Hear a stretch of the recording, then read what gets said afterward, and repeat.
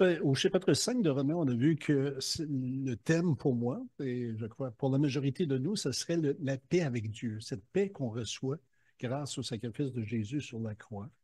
Chapitre 6, on parle de l'union avec Christ. Là, on a la paix avec Dieu, c'est bien, mais on a aussi cette union avec Christ, cette communion, cette fraternité avec le Seigneur. Merci Seigneur pour ça. Chapitre 7, ça se termine bien parce qu'on est libéré finalement de cette loi qui nous étouffe, qui nous accable.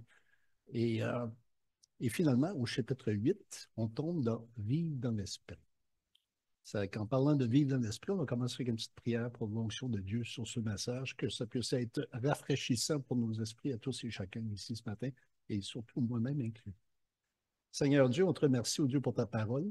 Je te remercie, au Dieu, pour le privilège et l'honneur d'être ici ce matin. Et on prie, au Dieu, que tu puisses m'aider à avoir une clarté d'expression, de pensée, avoir un cœur tendre pour toi, et que ta parole puisse avancer selon tes desseins ce matin.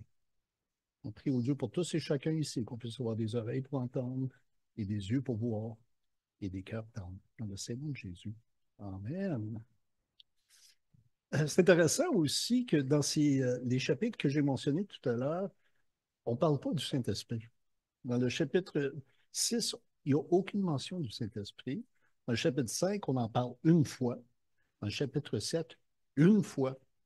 Ouais, le Saint-Esprit, où est-ce qu'il est il n'est pas dans le décor du tout, du tout.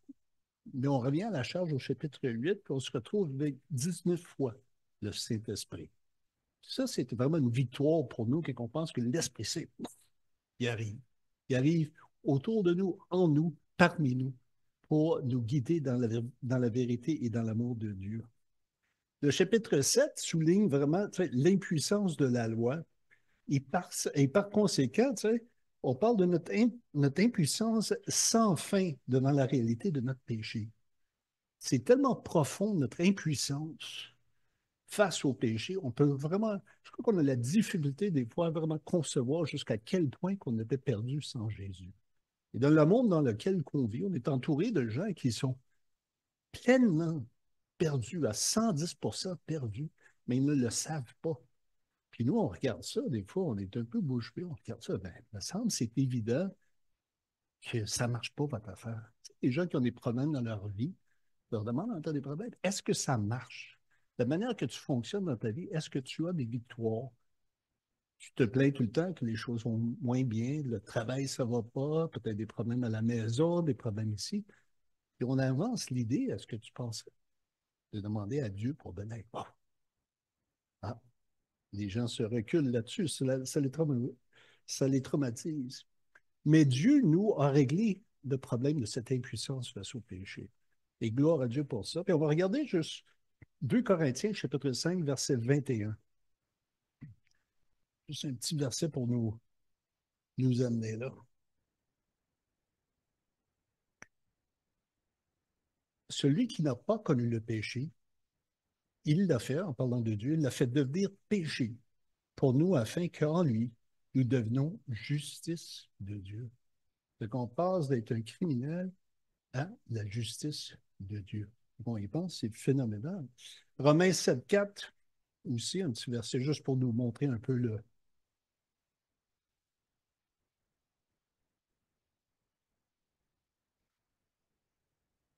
De même, mes frères et sœurs, vous aussi, vous avez été mis à mort par rapport à la loi à travers le corps de Christ pour appartenir à un autre, à celui qui est ressuscité, afin que nous portions des fruits pour Dieu.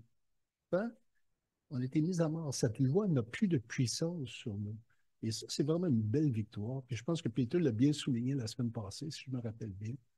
La victoire sur cette loi. Imaginez-vous faire face à cette loi, une loi qu'on ne peut jamais, jamais accomplir. La frustration, c'est comme donner un enfant. On a eu l'expérience avec notre petit-fils qui joue au badminton l'autre jour, 3 ans, puis il voulait frapper le petit moineau. Fait qu'il se fermait les oreilles, puis les yeux, excusez-moi, puis il essayait de taper le moineau. C'était impossible. Moi, j'ai dit non, je vais lui montrer tranquillement comment fonctionner. Il n'était pas capable, il y a 3 ans.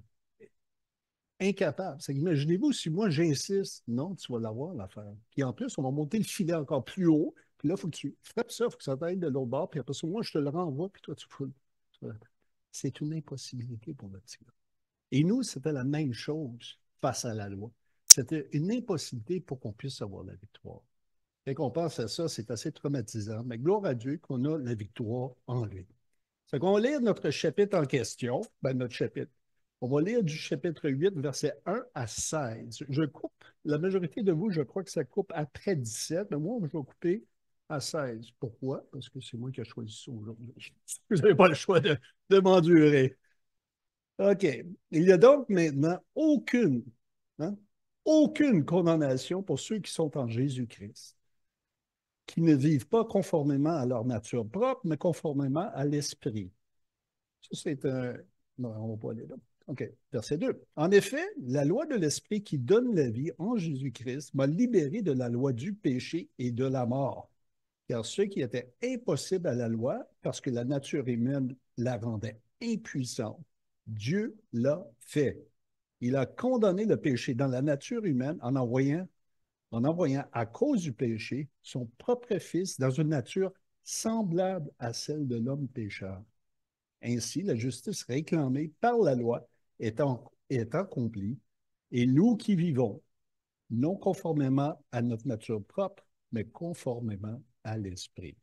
En effet, ceux qui se conforment à leur nature propre se préoccupent des réalités de la nature humaine, tandis que ceux qui se conforment à l'Esprit sont préoccupés par ce qui est de l'Esprit. De fait, la nature humaine tend vers la mort. Hein? La nature humaine tend vers la mort, tandis que l'Esprit tend vers la vie et la paix. En effet, la nature humaine tend à la révolte contre Dieu parce qu'elle ne se soumet pas à la loi de Dieu et qu'elle n'en est même pas capable. Or, ceux qui sont animés par la nature propre, par leur nature propre, ne peuvent pas plaire à Dieu. Ça, c'est une tragédie qu'on y pense. Combien de gens s'efforcent à essayer de plaire à Dieu, mais dans la chair? Une impossibilité. C'est impossible d'avoir la victoire de cette façon-là. Verset 9. Quant à vous, vous n'êtes pas animés par votre nature propre, mais par l'Esprit, si du moins l'Esprit de Dieu habite en vous. Si quelqu'un n'a pas l'Esprit de Christ, il ne lui appartient pas. Et si Christ est en vous, votre corps, il est vrai, est mort à cause du péché, mais votre esprit est vie à cause de la justice. Et si l'Esprit de celui qui a ressuscité Jésus habite en vous, celui qui a ressuscité Christ rendra aussi la vie à votre corps mortel par son Esprit qui habite en vous. Ainsi donc, frères et sœurs, nous avons une dette, mais pas envers notre nature propre, pour nous conformer à ses exigences. Si vous vivez en vous conformant à votre nature propre, vous allez mourir. Mais si, par l'Esprit, vous faites mourir les manières d'agir de votre corps, vous vivrez. En effet, tous ceux qui sont conduits par l'Esprit de Dieu sont fils de Dieu, fils et filles de Dieu. Et vous n'avez pas reçu un esprit d'esclavage pour être encore dans la crainte, mais vous avez reçu un esprit d'adoption par lequel nous crions Abba Père. J'ai bien aimé le choix de la musique ce matin pour ça. L'Esprit lui-même rend témoignage à notre esprit que nous sommes des enfants de Dieu. Donc, nous sommes des enfants de Dieu et c'est toute grâce à Dieu, grâce à ce qu'il a accompli par son Fils. Et ça n'a pas grand-chose vraiment à faire avec nous. C'est un don qui vient de Dieu. Merci Seigneur. C'est même lui qui nous a donné la puissance et la capacité de dire oui à lui, comme François l'a mentionné ce matin, justement. Ouais. J'avais un ami, peut-être que j'ai déjà mentionné, Mike Keys, qui avait un Irlandais, qui est assez excentrique. Et comme fait, lui, je l'ai rencontré, je ne sais pas comment j'ai fait pour le rencontrer, probablement dans mon petit restaurant dans le temps. En tout cas, on s'est courtoyés ensemble, puis lui, il était très, très fort sur le mouvement des alcooliques anonymes. Et moi, j'étais très, très fort sur le mouvement de Jésus-Christ. Donc, on a fait un cheminement ensemble. Puis à un moment donné, il a dit, ben, Kevin, je vais y aller à ton église. Parfait. Si toi, tu viens avec moi à mes meetings en haut. OK, c'est quand même assez juste. Kif, kif, on y va. Et, et à un moment donné, on allait aux rencontres. Il y avait des gens qui étaient assez excentriques dans le groupe. Euh, et comme le fait, il y avait des gens qui ont eu la victoire sur l'alcoolisme. Et pour ceux qui ont eu des problèmes d'alcool dans leur passé, vous savez que c'est pas évident, ça. Lorsqu'on a cette victoire, on est très reconnaissant. On est reconnaissant au mouvement AA, etc. Mais à un moment donné, moi, j'y allais, je trouvais ça un peu plate. Parce qu'à un moment donné, c'est beau avoir la victoire sur l'alcoolisme, mais le problème du péché est toujours là. Et à un moment donné, l'Esprit Saint travaillait sur mon copain Mike, puis à un moment donné, il s'est aperçu, oui, ces gens-là ont lâché de boire. Il y avait une certaine victoire contre leur péché. Le problème, c'est qu'il y avait des gens qui vendaient de la drogue. Il y avait d'autres gens qui couchaient avec les femmes des autres. Il y avait d'autres gens qui travaillaient en dessous de la table et ne payaient pas leurs impôts. C'est que même lui, c'est venu à son esprit, il dit, oui, c'est des tout croches quand même. Ils ont la victoire sur un péché, mais le restant de leur vie, majoritairement, était quand même dans les ténèbres. Et c'est ça, les gens essayaient de s'en sortir par eux-mêmes. Leur puissance supérieure était plutôt une puissance supérieure faite en l'image d'eux-mêmes et ils travaillaient dans leur propre cœur. Nous autres, dans chapitre 8, versets 1 et 4, on voit qu'on est libéré du jugement de Dieu. Et quelle gloire à Dieu, quelle victoire. Hein? On a vraiment trois esprits dans notre vie. Peut-être qu'il y a des gens qui vont dire qu'on a deux. On a avant l'Esprit Saint dans notre vie, avant qu'on soit né de nouveau. On a vécu une vie, on a fait le mieux qu'on pouvait. La majorité de nous, on a échoué de beaucoup. Il y a d'autres qui ont échoué juste un petit peu, mais nous avons tous échoué. Deuxième, on a fait. On est né de nouveau. On marche avec l'Esprit Saint. Gloire à Dieu. Quel plaisir. Euh, dans le petit bouquin que j'ai lu de D.L. Moody, c'est un évangéliste américain, il a partagé, lorsqu'il a accepté le Seigneur à un moment donné, c'était vraiment comme une lumière s'est allumée dans sa cervelle. Tout d'un coup, le soleil était plus brillant, le ciel était plus bleu qu'avant, la faune était plus jolie, les oiseaux chantaient encore mieux qu'auparavant. Tout était amplifié, tout était plus beau. C'était vraiment comme si tu passais une télé noir et blanc à une télé en couleur, du jour au lendemain. Moi-même, j'ai fait cette expérience-là, puis je peux vous dire, c'est vraiment véridique. À un moment donné, je remarquais qu'il y avait des fleurs que, malgré que je restais dans les Laurentides pour des années, je n'avais jamais remarqué toute la variété de fleurs. Juste après que j'ai accepté le Seigneur, j'ai commencé à savourer la nature, la beauté de la création. Et il y a une troisième étape, j'aimerais ça vous proposer aussi, c'est le deuxième, la troisième, ce serait vraiment d'appartenir à l'Esprit Saint. Et je crois que c'est la différence, pour moi, c'est la différence de voir Jésus comme ton sauveur. Tout le monde aime ça. Être sauvé, c'est vraiment, c'est vachement bon. Donc, gloire à Dieu, on est sauvé du péché, on a la vie éternelle. Mais là, le petit X, c'est toujours de l'avoir comme notre sauveur. Et ça, le sauveur, non, Seigneur, excuse-moi, merci France, comme notre Seigneur. Et c'est ça, ça prend un peu on doit coopérer avec l'Esprit Saint. On doit s'avancer puis développer cette relation justement avec lui. J'ai une belle discussion avec Claudette ce matin, justement. On se demandait pourquoi faire, c'est Dieu, c'est tout, pourquoi faire qu'on doit prier, mais justement, c'est ça, pour avoir cette intimité avec Dieu, pour avoir cette amitié, pour avoir cette connaissance de lui, pour que lui puisse nous connaître d'une façon que nous, on le ressent dans notre cœur pour qu'on puisse nous le connaître davantage. Et merci Seigneur pour ça. Le non-chrétien, on voit ça au verset 8-5. En effet, ceux qui se conforment à leur nature propre se préoccupent des réalités de la nature humaine.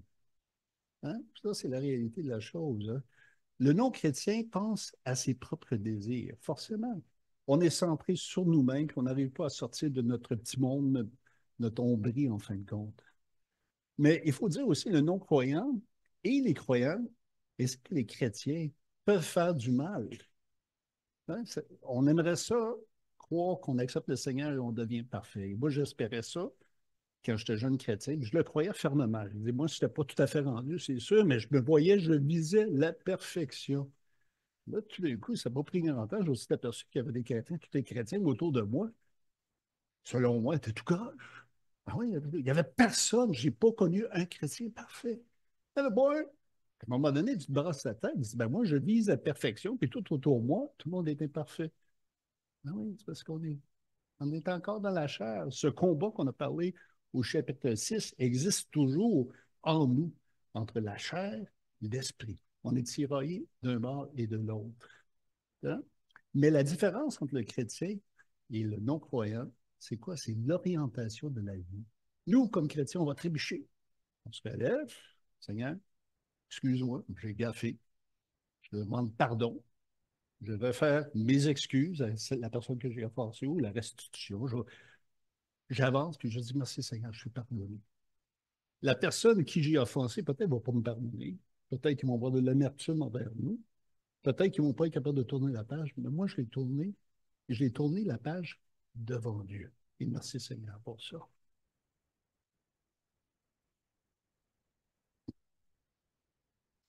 De fait, la nature humaine tend vers la mort, tandis que l'esprit tend vers la vie et la paix. Et c'est une belle parole, parce que l'Esprit Saint en nous nous mène vraiment à la vie, mais aussi cette paix. Pour les gens qui ont vécu, est-ce qu'il y a des gens ici qui ont vécu de l'angoisse aiguë dans leur vie? Moi, en tout cas, je l'ai vécu.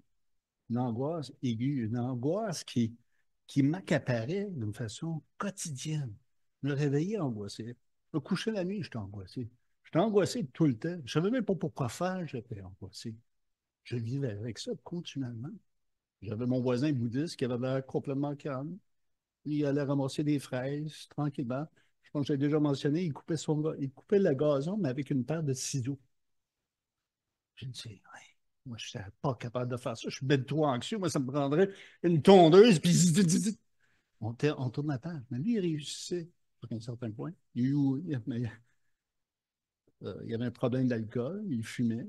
La bonne nouvelle avec lui, c'est avant qu'il décède, ce jeune homme-là ou ce monsieur-là, j'ai eu l'opportunité d'aller dans un dîner communautaire à Saint-Sauveur, dans le sous-sol de l'Église catholique.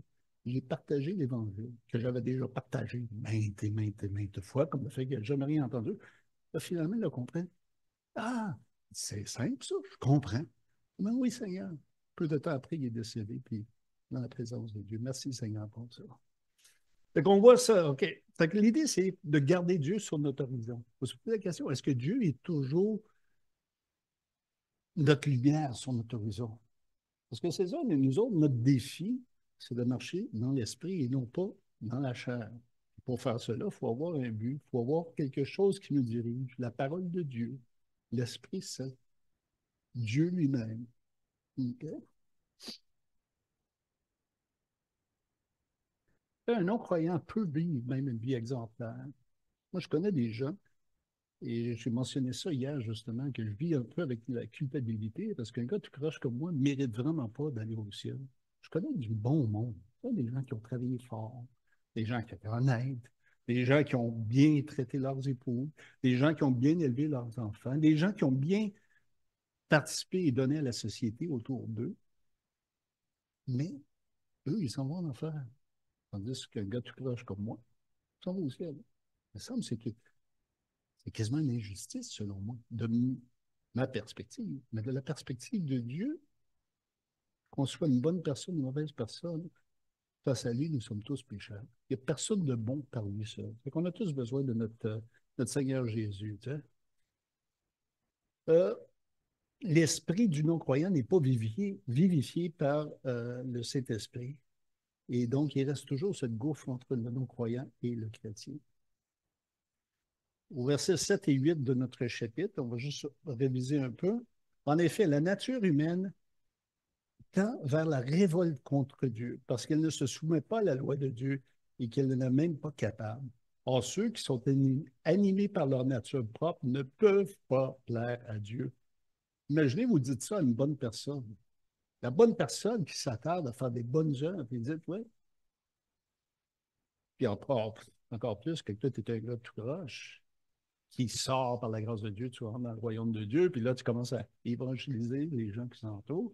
Tu dis, toi, le petit voyou, ou toi, le petit borbe, ou toi, la pécheresse, tu vas me dire comment vivre ma vie, pendant que moi, j'ai vécu une vie exemplaire. Toi, tu as été tout croche, mais c'est toi qui vas me diriger vers la vérité. Là, c'est timidant, ça. Mais Dieu nous aide à savoir comment témoigner. Euh, la nature rebelle, elle existe. La nature rebelle, ça fait partie de l'humanité. Puis nous, on fonctionne, on désire toujours de vivre pour soi-même. On veut exclure Dieu. Et j'ai trouvé ça intéressant la semaine passée, Peter, qui a mentionné le problème dans la vie des êtres humains, c'est vraiment Jésus. Nous autres, pour nous, on sait que c'est la solution, mais la réalité, c'est que quand Jésus rentre dans nos vies, C'est lui l'intrus, c'est dérangeant. Et j'ai trouvé ça fascinant comme idée. Tu sais, puis je pensais à une image, peut-être que vous vous éclairez avec ça. Il y a une vieille madame qui a une femme de ménage. Ça fait 10 ans qu'elle a la même femme de ménage. Puis, c'est plus qu'une femme de ménage. Maintenant, c'est une amie. Elle vient, elle passe l'aspirateur, elle est poussière, lave ici, lave ça. On a un thé ensemble, placote ensemble, les enfants vont bien, ça devient une amie. Pour 10 ans, c'est une relation, une amitié cultivée. Mais une bonne journée, la femme de ménage est malade. Et donc, l'agence de femmes de ménage décide d'envoyer une jeune personne, une pièce, c'est un peu l'âge. Et elle, la madame, elle arrive, elle n'aime pas ça placoter. Et elle est là pour faire du ménage. Et là, tout d'un coup, on fait du ménage. Elle rentre dans la chambre, commence à torser les meubles. Elle commence à voir, hey, il y a plein de poussière, il y a plein de saleté en arrière ici. Passe l'aspirateur. Les murs sont laves, ils sont sales. Elle commence à laver les murs. Tasse un autre meuble dans la cuisine, tout d'un coup, il y a un problème d'humidité dans la cuisine. Il y a un bris d'eau, il y a de l'eau qui coule quelque part, il faut que tu appelles un plombier. Là, tout d'un coup, la madame qui est habituée avec sa copine, femme de ménage, elle commence à être irritée. Hey, tu trouves de la saleté partout. Là, tout d'un coup, il faut que j'appelle le plombier, il faut que je fasse ci, il faut que je fasse ça. Tu déranges toute la maison, tu vires tout en avant, mais c'est ça qui fait Jésus dans nos vies. Nous, on aime ça, avoir un petit Jésus tranquille. Il rentre dans la maison, puis tiens, tu restes en avant, dans le salon, on me donne le bon sauva, ne bouge pas de là, ne bouge pas de là. Mais Jésus, au contraire, non. Lui, il va avoir accès à toute la maison, à toutes nos vies. Et c'est le défi. C'est ça euh, le défi pour nous, c'est de donner la permission à Jésus de faire cette invention-là, d'être un intrus dans nos vies. Parce que à dire, je dois avouer qu'en faisant Romain, je lisais Romain, j'ai passé les dernières 2 semaines à lire ça, puis je me trouvais, j'ai dit, où est-ce que moi je suis rendu là-dedans? Jusqu'à quel point que j'ai ouvert la porte au Seigneur Jésus dans ma vie? Je m'aperçois qu'il y a des côtés de moi là, que c'est pas mal fermé. Et Jésus, je t'aime, je respecte, je suis très content que tu es mort pour moi.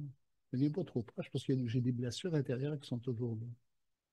Et il n'y a personne qui va toucher ça. Personne. Même pas toi, Jésus. Quelle honte. Quelle honte. Et Jésus est là, il dit, Kevin, réveille-toi. Tu as besoin de moi. Tu as besoin que j'aille faire le ménage chez vous. Pas juste à la surface. On va déplacer les meubles. On va les fouiller en dessous, en arrière, par-dessus, à côté, de tous les bords. Et c'est ça Et nous, on a vraiment un choix à faire dans versets 9 à 11. Quant à vous, vous n'êtes pas animés par votre propre nature, mais par l'Esprit. Si du moins l'Esprit de Dieu habite en vous, si quelqu'un n'a pas l'Esprit de Dieu, il ne lui appartient pas. Et si Christ est en vous, votre corps, il est vrai, est mort à cause du péché, mais votre esprit est vie à cause de la justice. Et si l'Esprit de celui qui a ressuscité Jésus habite en vous, celui qui a ressuscité Christ rendra aussi la vie à votre corps mortel par son Esprit qui habite en vous. Et nous, notre choix, c'est quoi? C'est de s'ouvrir à lui-même et aussi de choisir la vie. On a un choix de choisir la vie ou la mort. Hein? Je pense dans Deutéronome 30, c'est que la dernière fois que Moïse étale la loi devant le peuple d'Israël, là, vous avez un choix à faire, la vie ou la mort. Et nous, comme croyants, on a ce même choix aujourd'hui. On est sauvés, notre salut est garanti, mais comment est-ce qu'on va vivre, nous? Est-ce qu'on va vivre en marchant avec Dieu, marchant dans la vie, qui mène à la vie éternelle, ou est-ce qu'on va marcher dans le péché, dans les ténèbres, avoir une vie fade, une vie chrétienne fade? Je travaillais comme cuistot avant, puis je vous dis, quand une soupe n'est pas bien assaisonnée, c'est horrible, c'est fade. Il manque de quoi? Il faut mettre de quoi? Et nous, dans notre vie chrétienne, il faut mettre de quoi dans notre vie chrétienne? Premièrement, il faut mettre Jésus, il faut mettre l'Esprit Saint, il faut s'ouvrir pleinement à lui, puis il faut avancer avec lui. Si on ne le fait pas, ben, euh, ça fait une vie un peu plate, une vie vide de sens. Je dépasse un peu le temps, on va faire ça vite. Juste, nous sommes victorieux. C'est ça, j'aimerais ça. Juste 2 versets qu'on va voir, c'est 1 Corinthiens 6, 19 et 20. Bon.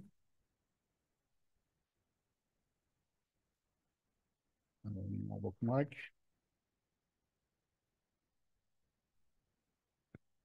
Ne le savez-vous pas? C'est verset 19 du chapitre 6 du premier Corinthien. Ne le savez-vous pas?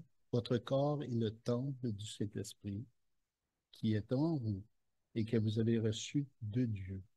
Vous n'appartenez plus à vous-même. Et c'est ça le choix qu'on fait. Est-ce qu'on appartient à Dieu ou est-ce qu'on appartient à nous-mêmes? Nous autres, tu sais, il y a ce que moi j'appelle un brouillard spirituel qui peut facilement envahir nos vies. Et à ce moment-là, on devient confus. On devient moins zélé pour Dieu sans même le savoir. Des fois, ça va à petite goutte. Mais à un moment donné, on est dans un brouillard, dans un genre de cafard. Et on a parlé hier justement un peu de Charles Wesley. J'ai fait des recherches sur lui parce que est-ce qu'il y a des gens qui ont déjà visité Savannah, Georgia, la ville de Savannah en Georgie? Si jamais vous avez l'opportunité d'y aller, allez-y. Alors, j'y étais. J'ai accompagné un prêtre catholique qui descend en Floride. On a arrêté dans cette ville-là. Et c'est une ville remarquable. C'est une ville qui est très, très vieille. Et c'est tout en quadrillé, un peu comme les villes nord-américaines standards, mais ça a été établi dans 1700 quelque chose. Et à un moment donné, le gouverneur voulait avoir quelqu'un de solide pour venir prêcher aux brebis en Amérique. Et il a été chercher Charles Wesley. Il dit, viens-t'en, on a besoin d'un gars pour toi. Il a une bonne formation académique, il connaissait sa Bible, connaissait sa théologie, un gars sérieux, un gars qui était célibataire, puis il avait le goût d'avoir une femme, mais non, non, non, non, lui, il était zélé. Puis il dit, je vais aller en Amérique, je vais prendre, puis je vais aller évangéliser chez les Indiens, les Autochtones là-bas. Comme le fait, ils sont sur le bateau. Le bateau commence à chavirer, une grande tempête. Fait que là, lui, il est là, il regarde ça, ça commence à mal aller, peut-être sur l'ouragan, je ne sais pas, à ce temps-ci de l'année, à ce temps-là de l'année, je ne sais pas. En tout cas, à un moment donné, le mât principal du bateau casse. Donc là, le bateau il est sur le bord de couler. Fait que M. Wesley est là, il dit, tiens, on se voit pas. Il a regardé deux camps. Il y avait les camps des matelots britanniques qui paniquaient. C'est la panique, ça y est, on part à la dérive, il faut pomper, l'eau est en train de rentrer de tous les bords. De l'autre côté, il y avait des passagers qui s'appelaient les Moraves. Est-ce que vous connaissez les Moraves? Toi, tu dois les connaître. Moravians en anglais. C'est un groupe de chrétiens qui précédait même Luther dans la République tchèque, j'imagine. John Huss. John Huss, Jan Hus, était le leader, comme de fait, on l'a mis au bûcher, puis on l'a brûlé, parce que comme ça, on faisait ça dans le temps. Mais ces gens-là, qu'est-ce qu'ils faisaient eux, dans le bateau, dans cette crise-là? Ils priaient, ils chantaient, il y avait une paix, tandis que lui était tourmenté dans son cœur parce qu'il avait peur de perdre son âme. Il dit, ces gens-là ont quelque chose que moi, je n'ai pas. Il fait passer à, c'est écrit, c'est pas les Silas qui est en prison, qui était en prison, Philippe, et qui chantait. C'est la même affaire pour lui. Fait que ces Moraves ont impressionné Wesley. Fait qu'imaginez un monsieur qui va en Amérique du Nord, qui va là pour évangéliser, puis au moment qu'il est retourné en Angleterre, il a réalisé qu'il n'était pas vraiment sauvé. Il manquait quelque chose. Il marchait dans la chambre. Il marchait dans ce brouillard. Il s'est ouvert à l'Esprit Saint, puis c'est lui qui a eu un grand renouveau spirituel en Angleterre suite à cette expérience-là. Les Moraves, c'est quelque chose, ça vaut la peine d'expliquer, d'étudier aussi. Je ne sais pas si c'est vrai, mais il paraît qu'ils ont fait des réunions de prière. Eux autres. Ils ont vécu beaucoup de persécutions. Et à un moment donné, ils ont décidé de faire une réunion de prière, 24 heures par jour, pour 100, pas 100 jours. Il paraît que c'est documenté, ils l'ont fait pour 100 années. C'était des gens qui se vendaient pour devenir esclaves. On donné ton esclave, il n'y a pas de problème, tout, pour aller évangéliser les esclaves.